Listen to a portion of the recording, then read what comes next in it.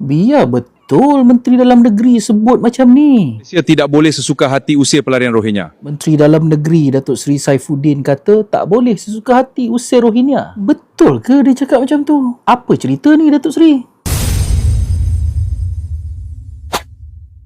Assalamualaikum warahmatullahi wabarakatuh. Salam sejahtera dan salam madani. Sekarang ini kan tengah panas tentang isu keberadaan Rohingya di dalam negara kita. Kena pula ada petition yang tengah berjalan di mana ramailah orang yang sign petition itu. Kemudian ada pula kes pembinaan infrastruktur yang tak mendapat kelulusan, tak mendapat kebenaran. Maka perkembangan ini juga mendapat perhatian yang berhormat Menteri Dalam Negeri Datuk Seri Saifuddin Nasution Ismail. Ucapan beliau dalam satu program mendapat headline di media massa seperti ini. Maka ramailah netizen yang sekadar membaca tajuk kemudian melenting, rasa marah. Pada hakikatnya video pertama yang saya bubuh mula-mula tadi tu itu video AI, bukan video betul. Yang betulnya dia cakap macam ini. Aspek keselamatan tidak akan kita kompromi sama sekali. Itu tugas hakiki UNHCR. Daftar, kemudian hantar ke negara ketiga.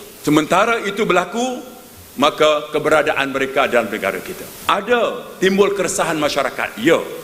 Ada kesan ekonomi, kesan sosial, kesan keselamatan, ya. Tapi sebuah negara yang bertanggungjawab, kita kena uruskan.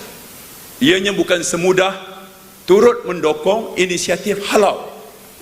Dah, tutup pintu, begitu. Kerajaan yang bertanggungjawab, bagian begitu cara kita bekerja. Nampak tak?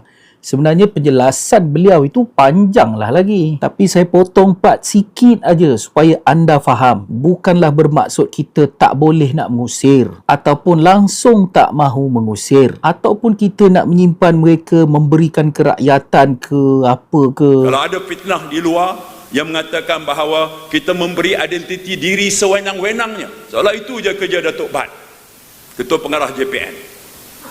Kamu pelarian, nah IC, begitu aja. Seolah negara kita ni tak ada sistem, tak ada undang-undang.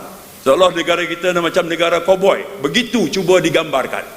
Aspek keselamatan tidak akan kita kompromi sama sekali. Tak, maksud yang berhormat menteri itu, kita pun ada peraturan. Dan sebagai manusia pun adalah nilai-nilai tertentunya. Jadi itu saja, pendek je video ni. Jadi nak pesan, zaman AI ni jangan percaya 100% apa yang anda tengok. Contoh anda nampak saya berisi ni kan, mungkin sebenarnya saya kurus, yang gemuk ni AI aja.